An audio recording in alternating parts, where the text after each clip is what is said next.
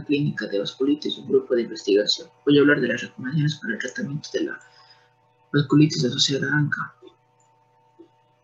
Las recomendaciones reflejan una revisión sistemática de la literatura y la opinión de los expertos y se utilizan a los médicos que tratan a los pacientes con vasculitis, pero también sirven de referencia para la evaluación de la calidad de la atención. Y las primeras recomendaciones provenían de sociedades nacionales como la Sociedad Británica de Reumatología y la Sociedad Japonesa de Nefrología, pero en 2009 con las primeras directrices internacionales de EULAR y la Asociación Renal Europea y de CADIGO en 2012, ambas han sido actualizadas. Ahora tenemos las directrices de EULAR-ERA de 2016 y hay un borrador de las directrices actuales de glomerulonefritis y CADIGO que incluyen a las vasculitis asociadas a ANCA. Así que volviendo a las recomendaciones de la EULAR-ERA, primero, este fue un grupo conjunto de reumatología renal, incluyó algunos otros especialistas y fue actualización de la versión anterior de 2009. Se estructuró en torno a 15 recomendaciones específicas con descripciones apoyadas en el texto y siguió a grandes rasgos el flujo de investigación y diagnóstico, inducción de la remisión y mantenimiento de la remisión. A continuación se apoyan a una serie de recomendaciones en las que se habla de la subagrupación por gravedad, tratamiento de la enfermedad refractaria o recidivante, el seguimiento de la enfermedad, la actividad, la toxicidad de los fármacos y la comorbilidad. Y hubo otras afirmaciones basadas en la importancia de que los médicos tengan experiencia en el manejo de la vasculitis asociada a ANCA y de que dediquen tiempo a la educación y apoyo a los pacientes.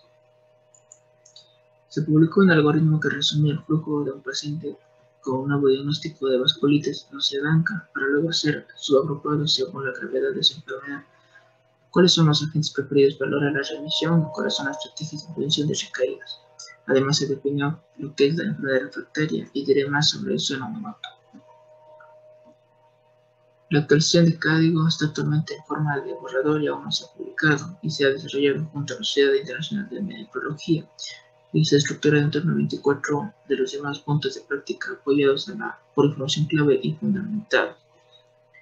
Así que una metodología ligeramente diferente en esta declaración particular. También es importante subrayar que se dirige especialmente a los nefrólogos, por lo tanto estas directrices tienen una orientación renal. Volviendo al enfoque de la enfermedad recidivante y refractaria en la vasculitis asociada a ANCA, la declaración 9 de la guía EULAR-ERA recomienda cambiar el ciclofosfamida rituximab o viceversa en un paciente con enfermedad refractaria, pero también sugiere que los pacientes deben ser manejados en estrecha colaboración con centros expertos. La enfermedad refractaria se define como la progresión o la ausencia de respuesta de la enfermedad después de 4 semanas de tratamiento, la incapacidad de reducir la actividad de la enfermedad en un 50% después de 6 semanas de tratamiento o la persistencia de la enfermedad después de 12 semanas. Y se identificaron una serie de elementos a tener en cuenta, como si se tiene el diagnóstico correcto, si la terapia es optimizada, si trata realmente de la actividad de la vasculitis y si hay otros procesos de la enfermedad en marcha. En realidad, la actualización de CADIGO e ISN dice cosas bastante similares, de nuevo con el enfoque renal. Han definido la enfermedad resistente al tratamiento como la persistencia de las manifestaciones a pesar de la terapia de inducción. También han mencionado el intercambio de plasma. Han destacado las causas de la enfermedad refractaria, como la intolerancia a los medicamentos, la falta de adherencia y las comorbilidades. Han hecho otros puntos similares a las directrices EULAR, pero también han planeado el papel de repetición de la lucha renal y el uso de rituximab. Para ampliar esto, me gustaría llamar su atención sobre algunos datos recientes del ensayo RITA-SERA,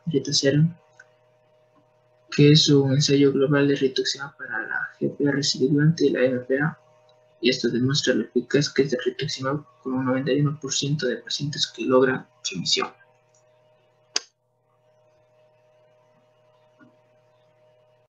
El rituximab fue comparado con la azatioprina y resultó ser un fármaco más eficaz para mantener la remisión. Por lo tanto, este ensayo aún no figura en las recomendaciones, pero figurará en futuras versiones.